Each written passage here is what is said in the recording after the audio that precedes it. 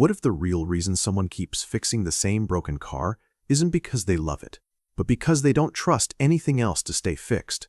There's a certain kind of person who, the moment something works again, doesn't relax. They listen more closely. They wait, almost expecting the next failure, and when it happens, they're not surprised. In a strange way, they were ready for it. From the outside, it looks exhausting. A cycle that never ends. Repair, relief, repeat.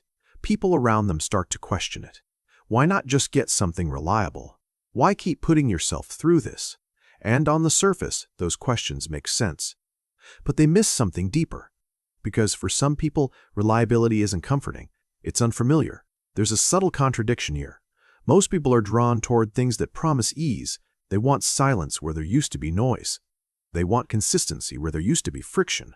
But there are others who feel slightly uneasy when everything runs too smoothly, not because they enjoy problems, but because smoothness feels temporary, like a calm before something they can't yet see. So instead of relaxing into stability, they stay alert.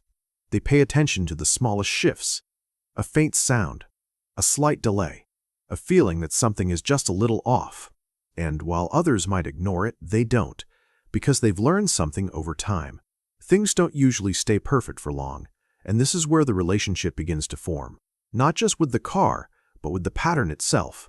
A breakdown isn't just an inconvenience, it's confirmation, a reminder that their expectation wasn't wrong, that something eventually did go wrong, and strangely, that consistency feels grounding, because uncertainty, when it follows a pattern, becomes easier to live with.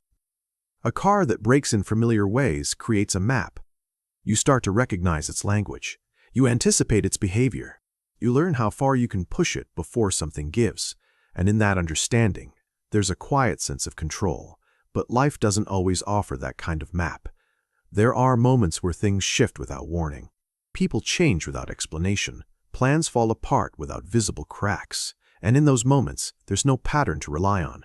No early signs. No familiar sequence. Just sudden change. For someone who's learned to depend on patterns, that kind of unpredictability feels unsettling.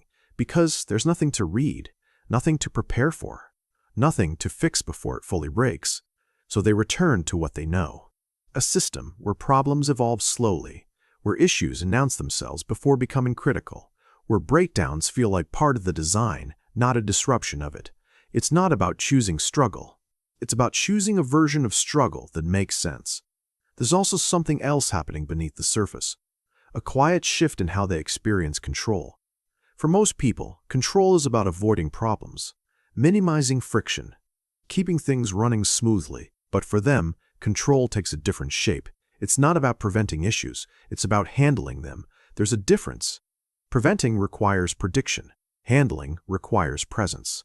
And presence is something they've built over time. They've learned how to stay calm when something goes wrong, how to think clearly in the middle of a problem, how to work through frustration without stepping away. And that ability becomes something they rely on, not just with the car, but everywhere else. But there's a quiet trade-off hidden inside that strength, because when you become good at handling problems, you start to expect them. You almost build your world around them. Not consciously, but gradually. You become more comfortable in situations that require fixing, more familiar with things that need attention, more engaged when something is slightly off. And over time, stability begins to feel inactive, like there's nothing to do, nothing to solve, nothing to engage with. So when everything works perfectly, it doesn't feel complete. It feels unfinished, like you're waiting for the real part to begin. And that's when the pattern deepens. Because now, it's no longer just about the car braking. It's about what happens when it does.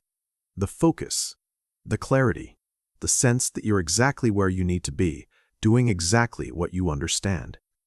There's a moment that repeats itself, quietly. You're alone. The hood is open. Your hands are occupied. And your mind finally slows down. Everything outside of that moment fades. The noise, the uncertainty, the things you can't control. They step back, just enough for you to breathe.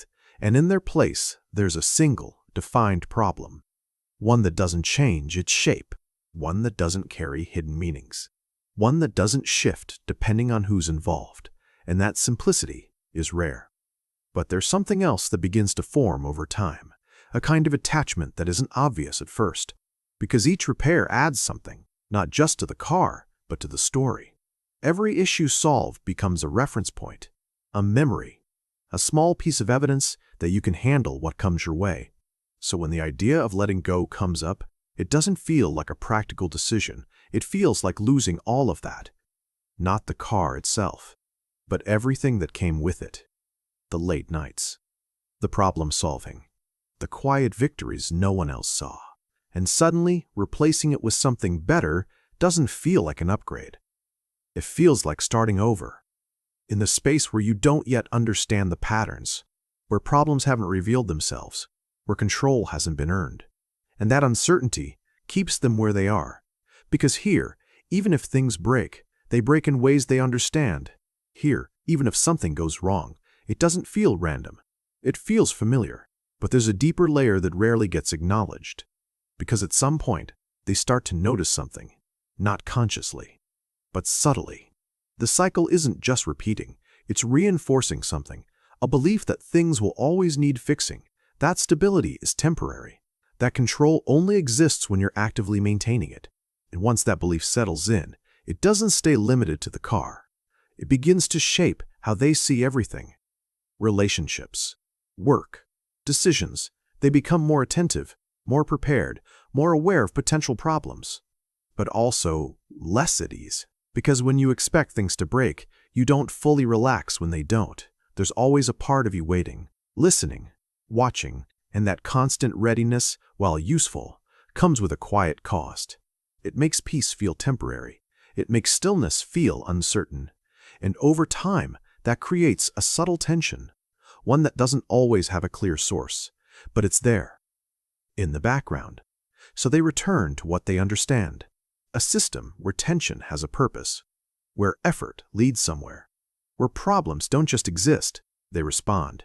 Because in that space, nothing is ambiguous. Nothing is left unresolved. And maybe that's the real pull.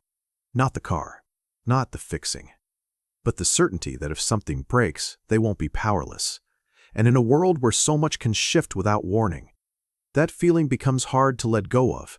So they keep going, not chasing perfection, not even chasing reliability, but staying connected to something that behaves in ways they've learned to understand. And maybe, somewhere beneath all of it, the question isn't whether the car is worth fixing anymore.